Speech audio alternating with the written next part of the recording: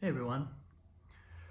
Um, if you caught my post yesterday with Gerard, sort of psychoanalyzing me, then you would know that I was facing some resistance around the kind of promotional aspects of this business that I'm starting. And it's kind of bizarre that I'm facing that because I'm starting the course. The course has started, and it's like it's going so well.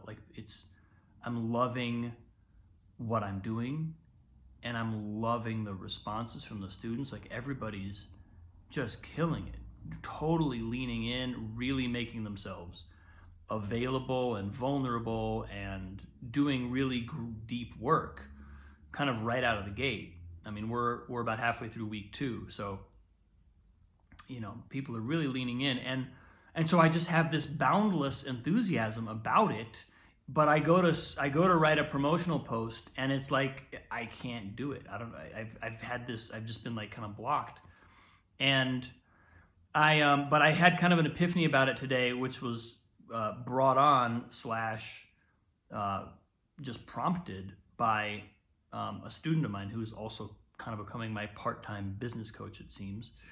But she basically said, instead of thinking of these promotional posts, which is ultimately what they are, it's like ways of getting the word out to people who might want to be interested in signing up. Instead of thinking of it as like trying to convince people to buy something, just talk about the enthusiasm that I'm experiencing. Like just go on about what's happening and what's so exciting about it, and all the amazing things that I'm experiencing, that I'm seeing students experience. Just lean into that. Really, just kind of like let myself riff on that, because that's the thing that I just do very easily. It's easy for me to find the words to talk about what's amazing about this when I'm not thinking about how I'm going to convince someone to buy it using these words. Like that's the part that kind of seems to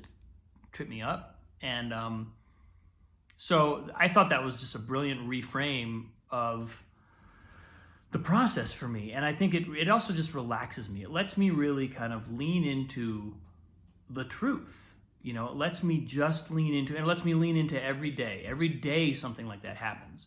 And what I'm finding is, if I can get on the phone with someone, if I can get you on the phone, then all of a sudden it's really, really easy to sell the program. It's really easy for me to talk about what I love about it and what I think it offers people when I'm just talking about it, because I'm just riffing with someone who's, generally it's like they're probably interested in it. They've already hopped on a call to talk about the program. So I know on some level they're looking for a music program. They're looking for a music program that's a little bit not the traditional thing. They want to do a little bit of like the mindfulness, that whole kind of using piano as a reflection, as a spiritual reflection mirror, and using it to really deconstruct our patterns, to really notice them, and then engage with them in a way. On piano, you're seeing a lot of the patterns, and then you're also engaging with them. You're moving. There's a task to be done that involves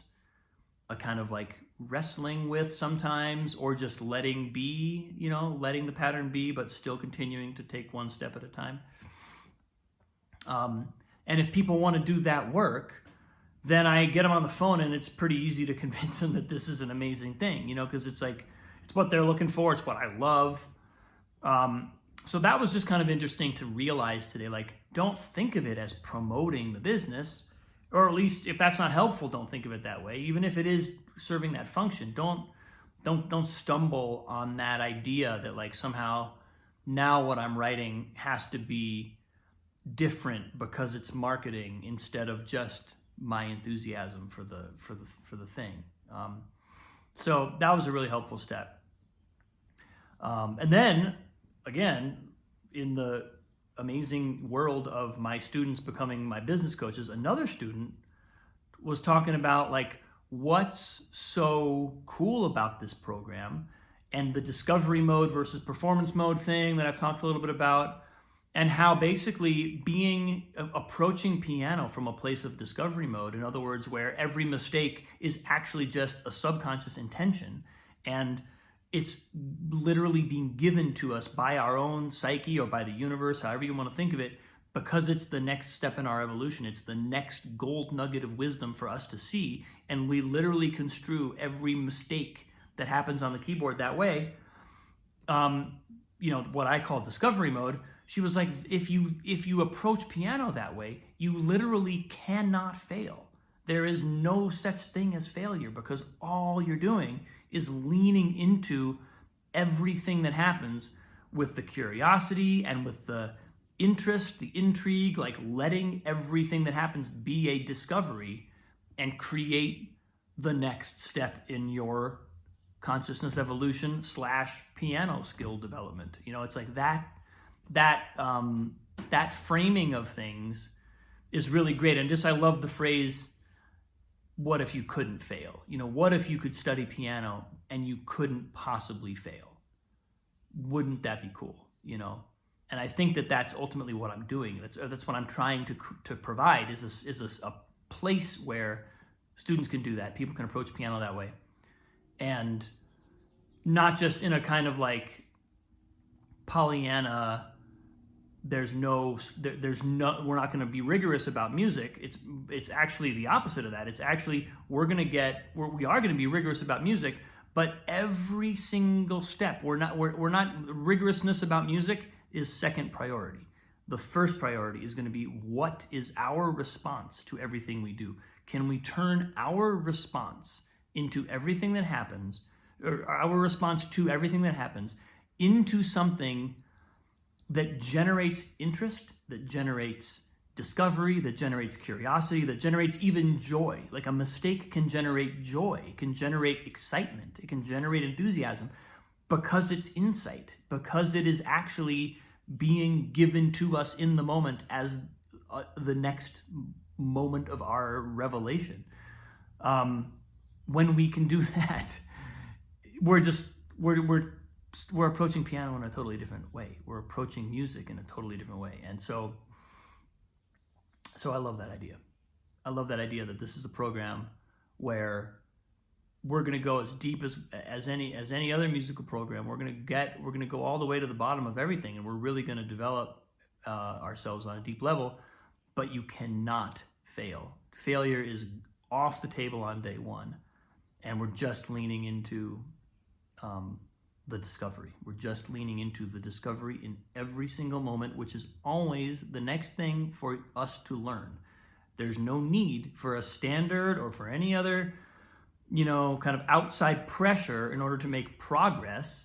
All we need is to take seriously and with love and gentleness and care and curiosity, settle into what's happening right now. That's our discovery. That is our revelation. That's our evolution. So yeah. Anyway, that's where I'm at with my marketing today. It's hopefully I'm getting a sense of how to frame it in a way that feels really true to my heart, so that what I'm saying and communicating is really coming from that place of like the enthusiasm I have for what this is and what I'm doing and what my students are doing. And at the same time, actually generate interest, actually find the people who are really right for this and whose lives can be changed by it, and move them to take some action, to dive in, get in a room with me and let's do some work. So yeah, that's what I got today, people. Love you all. So appreciate you all in my life. Thanks so much for the comments and the likes. I love bringing Annalise on these posts. She just loves it. And now she literally wants to do one every day. It's very hard for me to do one on my own anymore. So you'll probably be seeing more of her. Gerard is obviously a hit. So glad to hear that. So yeah, have a great day. Love you all. Talk to you soon.